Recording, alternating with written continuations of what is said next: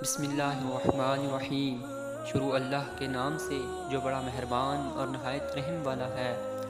السلام علیکم پیارے دوستو، آج میں آپ کو ام المومنین حضرت سیدہ عائشہ صدیقہ رضی اللہ تعالی عنہ کی صحابت کا ایک واقعہ سناتا ہوں۔ ایک مرتبہ حضرت عبداللہ بن زبیر رضی اللہ تعالی عنہ نے اپنی خالہ محترمہ ام المومنین حضرت سیدہ عائشہ صدیقہ رضی اللہ تعالی عنہ کی خدمت میں 2 تھیلیوں میں بھر کر 80,000 درہم روانہ فرمائے۔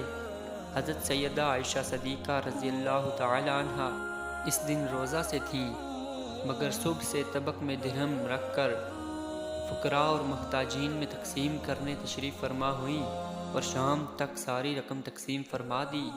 1 درہم بھی باقی نہیں رہا۔ شام کو خادمہ افطار کے لیے حسب معمول روٹی اور تیل لائی اور عرض کیا کہ اماں جان،